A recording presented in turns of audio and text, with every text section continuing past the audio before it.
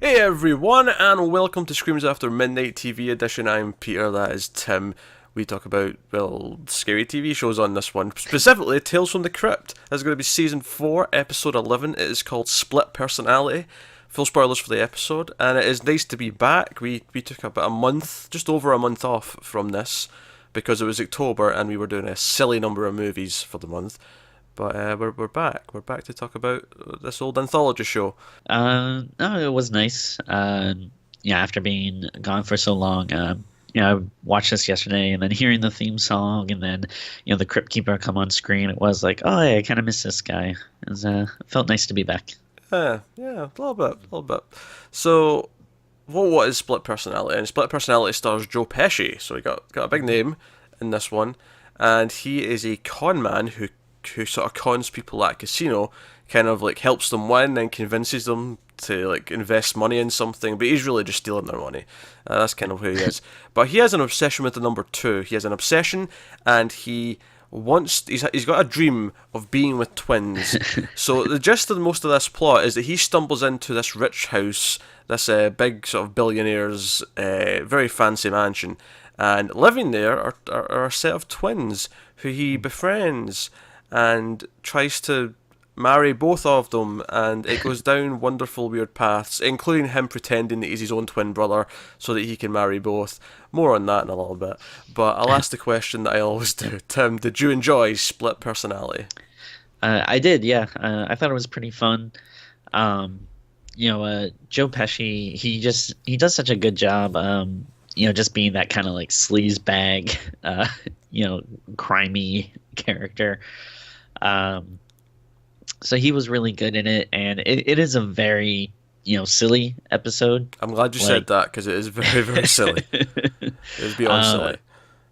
But in a very fun way. It's pretty light on the like on gore and stuff, but the ending is pretty good. So yeah, overall I'd say I enjoyed it. Yeah, I think it's kind of. I wouldn't say it was good. Like, I don't think. I think Sure. when you actually look at it, it's actually kind of a mess in terms of ideas, and because the opening part of the casino where he kind of cons this guy, helps him win at blackjack, and then he cons him out of his money, and you find out that he paid the dealer off to like give him the right card so that it was all set up. Like, all that's okay, but in the long run, it kind of feels like, what was the point of all that when the rest of the episode gets going? Yeah, and You could have just had him arrive at this place and just started there, and that would yeah, be fine. yeah. I That'd guess work. probably just if they're trying to just fill in some time or something, or It kind of feels like that. And he's lying in bed telling this story to a prostitute about how he almost got there with twins, and then that kind of just like we stop cutting to that like halfway through the episode, and at the end of the story he gets killed. So was this scene with the prostitute like in the afterlife? Was he that's really reminiscing? confusing. Yeah, that it really doesn't make any sense because yeah, it seems like it's supposed to be some type of framing device, but because of what happens at the end, it doesn't work as like him telling this story that I think it would be supposedly fine. is taking place.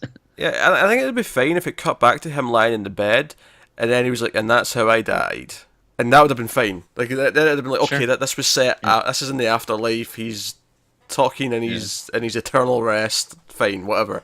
But it felt like it was a genuine story he was telling to someone, and then all of a sudden he's like, "Oh, he's dead." Okay, that was weird. That was a weird, Yeah. weird way to do that. Also, I laughed out loud and not in a good way when he decides to like be his own twin brother to come and like so he can marry both sisters. He shows up and he's like, right, my twin brother. He's gonna like we alternate. We have to like rotate going to South Africa for a job. So we have to rotate. And I need to warn you though, my brother's going to come by and see it, but he's very different from me. He's got that California speak, and so he shows up with a fake ponytail, and he's like, "Oh, you're a couple of rad babes," and I'm like, and it just coming out of Joe Pesci. I mean, it's kind of silly dialogue coming out of anyone's mouth, but coming out Yeah. of Joe Pesci's mouth in particular, him trying to act like a surfer dude is I. It's funny, He and I'm not sure it's funny in a good way. Oh no, yeah, it's hard to take this episode seriously, and he's definitely putting in the bare minimum of effort into like his disguise for his brother. Yeah, It's no, it like, really is, and you almost feel like these two girls should be feel like idiots for falling for this. oh yeah, I mean, it's absurd without a enough doubt. that they like him in the first place. He's like twice their age, and he shows up, and he just like it's not like he even tries to be charming. He's very obviously sleazy the entire time, and they kind of go Yeah, for him anyway. And because at one point they even sort of joke like, "Oh, I just wish we could have both of our husbands at the same time. Maybe we could share." And I thought, "Oh, is that where it's going? Is he going to get his wish?" And then the plot that comes out of nowhere that they killed their father, who was the architect who built the house, and so we end with them saying, "Oh, we don't want to share you anymore either," and that's how we end up with the death. But we do get a nice gory kill though with a chainsaw, and then we see them lying in their beds with each, like they've got half of them each. So when the camera comes round to the other side of them, it's just like all cut, and it's just this pool of blood spilling out of them. I mean, it's like for an episode that's light on gore, it's actually got a really good gory moment at the end. yeah, definitely. Yeah, I like the ending.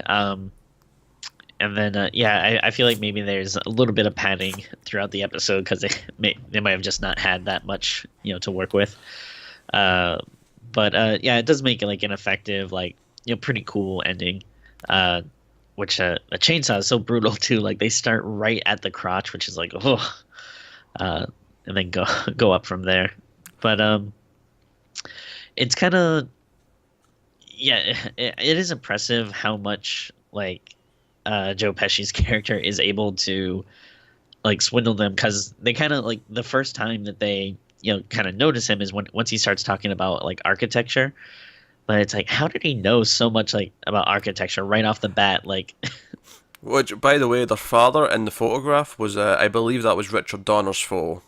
For the oh record, really? yeah, because I saw the photo and went, is that Richard Donner?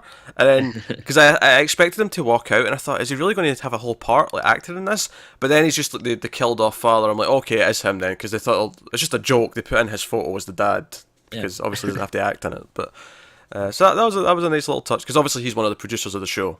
So that's a cool touch. But I think like I had fun, but it was not a good episode, and so much of it is either kind of random. Like the girls having this like backstory with the murder of their father feels relatively out of nowhere once it comes up. Oh sure. Yeah. Like the only hints that there's anything even going on is that there's a locked drawer that Pesci mentions once. Why is this drawer always locked? He says that in one scene, and then at the end, it's all the murder clippings are in there, and like, oh, Yeah. which, by the way, if you'd brutally murdered your father, would you be keeping all the newspaper stories about it in your house later on? It seems like a weird thing to do. Now, I get that it's actually quite a common thing that people like serial killers, yeah, like to keep mementos and stuff like Yeah. that. But they don't seem like this. They seem a bit more. I don't know. Psychos. Yeah, yeah. It's almost like a spur of the moment decision, but this from the sounds of it. But whatever.